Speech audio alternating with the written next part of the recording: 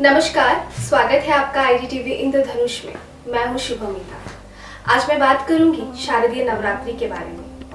हर साल माँ का आगमन और गमन दोनों हमारे लिए बहुत मायने रखता है। इस साल माँ गज में आ रही है। गज यानी हाथी पर सवार होकर आ रही है। हाथी पर सवार होकर आना हमारे लिए कितना शुभ होता है, कितना अशुभ होता है, इन सब के बारे में जानेंगे।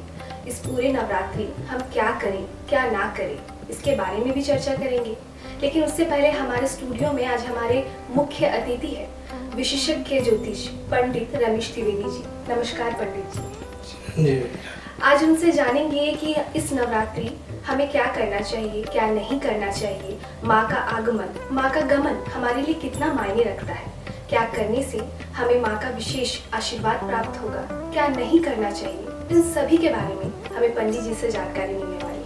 और इसी विषय में इस चर्चा को आगे बढ़ाते हैं और पंडित जी से बात करते हैं। जी पंडित जी, हमें बताइए हमारे दर्शकों को। धन्यवाद। मेरा नाम रमेश द्विवेदी है। मैं यूनिवर्सिटी कॉलोनी पंच मंदिर में पंडित के पद पर, पुजारी के पद पर स्थापित हूँ। प्रश्न है कि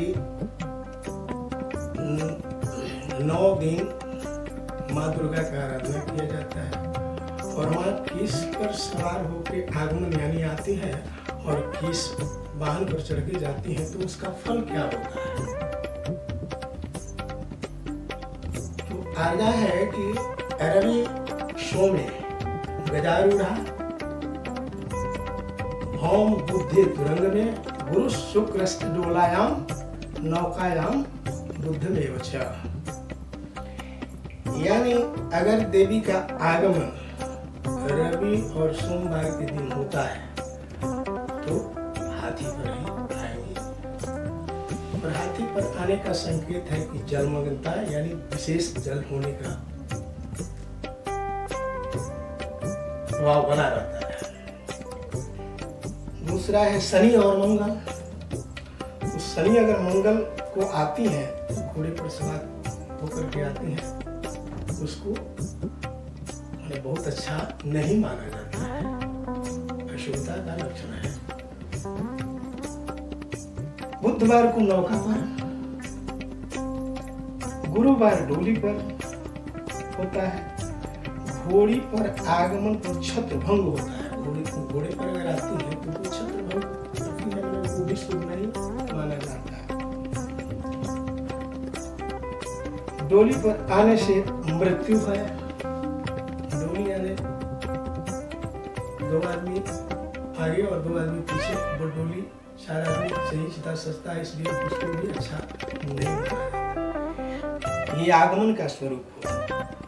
और गमन में देता है कि रवि सोम हो तो यदि विजयादशमी हो जाए उस दिन, तो भैंसा पर आएगी जो अशुभता का सूचकांक है।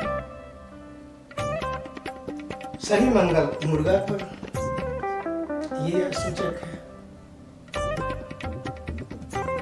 गुरुवार को तो नर वाहन यानी मनुष्य आदमी ही उनको कंधे पर ले जाए, वो भी अच्छा सूचक नहीं होता है। और भैंसा पर जाने पर रोग शोक, अगर भैंसा पर जा रही है तो रोग शोक, और मुर्गा पर जा रही है तो व्याकुलता। जितने भी पृथ्वी पर प्राणी है, व्याकुलता अंदर आत्मा में रहेगा ही। और हाथी पर अगर जाते हैं तो फिर गर्भ होता है। तो माँ दुर्गा का आराधना सनातन से चला आ रहा है और माँ दुर्गा लोग धारण करती हैं। माँ दुर्गा का हम लोग पूजन करते हैं, कलश स्थापन करते हैं। इस बार सुबह से लेकर के और शाम 6 बजे तक कलश स्थापना करने का जो बन रहा है। और प्रथम दिन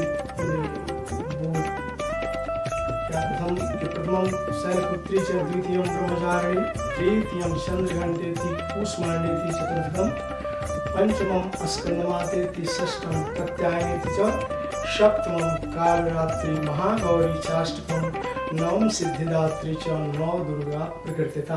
ये प्रकृति की 9 दुर्गा मानी गई हैं। आज भी हमारे भारतवर्ष में सब वर्ग के लोग, सभी वर्ग के लोग माँ दुर्गा का आराधना पूजन करते हैं। भगवान रामचंद्र जी लंका पर विजय प्राप्त कर दशमी के दिन विजय प्राप्त किए और चले हैं। माँ दुर्गा का आराधना करके विजय प्राप्त किए चले हैं और दीपावली तक इस अवसर को हम लोग मनाते रहते हैं जब तक राम जी अयोध्या नहीं आ जाओ। दिवाली के दिन जो है अंतिम दीपावली मनाया जाता है। लंका पर रावण पर विजय प्राप्त कर और फिर अयोध्या बना रहे हैं।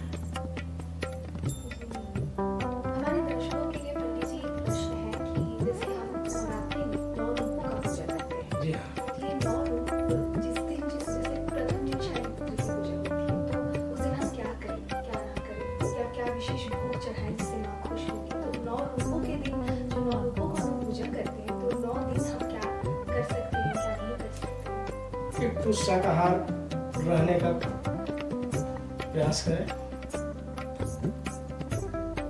शाकाहार रहने से शुद्ध विचार बनता है। शुद्ध विचार बनने से ही हम शुद्ध पूजा कर सकते हैं। 9 माताओं का अलग अलग स्वरूप है। 9 माताओं का प्रसाद अलग अलग शक्ति के अनुसार दिन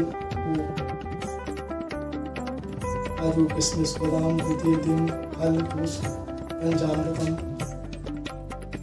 पत्रादो। इस प्रकार से 9 दिनों का सिलसिला चलते रहे। 9 दिन इस बार 16 दिन का पक्ष होने से एक दिन जुड़ा हुआ पक्ष है। वो 9 दिन का नवरात्रि होता है। 9 दिन पूजा करते हैं। 10वां दिन विजयदशमी के दिन हम लोग विदाई का IDTV के सभी दर्शकों से, कार्यकर्ताओं से निवेदन, मेरे तरफ से बहुत आशीर्वाद के लिए।